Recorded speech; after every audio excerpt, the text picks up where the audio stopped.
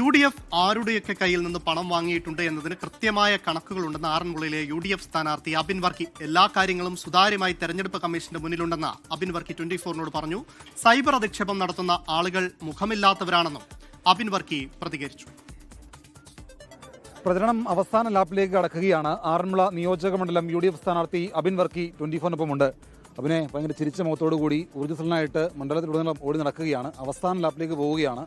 ആത്മവിശ്വാസം കൂടിയോ അതോ ഏതെങ്കിലും തരത്തിലുള്ള ആശങ്കയുണ്ടോ? ഓരോ ദിവസങ്ങൾ കഴിയുന്തോറും വളരെ പോസിറ്റീവായിട്ടുള്ള മെസ്സേജുകളാണ് ജനങ്ങളുടെ ഭാഗത്തു നിന്നുണ്ടാകുന്നത്. പോസിറ്റീവായ റെസ്പോൺസാണ് ഉണ്ടാകുന്നത്. അതുകൊണ്ട് പൂർണ്ണമായ ആത്മവിശ്വാസമുണ്ട്. രാഹുൽ ഗാന്ധിയുടെ വരവ് വലിയ തരത്തിൽ ഗുണം ചെയ്തു എന്ന് കരുതുന്നുണ്ട്. അത് മാത്രവുമല്ല, ഈ പറഞ്ഞ പോലെ ശബരിമല സ്വർണ്ണക്കൊള്ളയടക്കമുള്ള കാര്യങ്ങൾ ഈ മണ്ഡലത്തിലും റാന്നിയിലോ അല്ലെങ്കിൽ കോന്നിയിലോ മാത്രമല്ല ഈ മണ്ഡലത്തിലടക്കം സജീവമായിട്ട് ഉയർത്തിപ്പിടിക്കാനാണ് ഉദ്ദേശിക്കുന്നത് അല്ലേ? പത്തനംതിട്ട ജില്ലയെ സംബന്ധിച്ചിടത്തോളം നമുക്കറിയാം, ഇത് അയ്യൻ്റെ മണ്ണാണ്.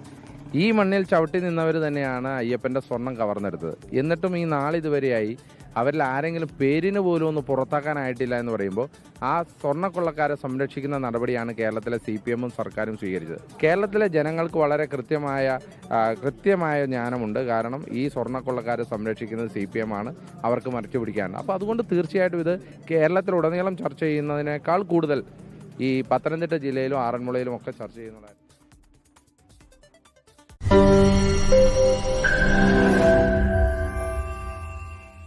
ലോകത്തെവിടെയായാലും ഏത് സമയത്തും 24 വാർത്തകളും ഓഗ്മെന്റഡ് റിയാലിറ്റി പാക്കേജുകളും എക്സ്പ്ലെയിനറുകളും വിശദമായി കാണാൻ ഞങ്ങളുടെ YouTube ചാനൽ നിങ്ങൾക്ക് സബ്സ്ക്രൈബ് ചെയ്യാം.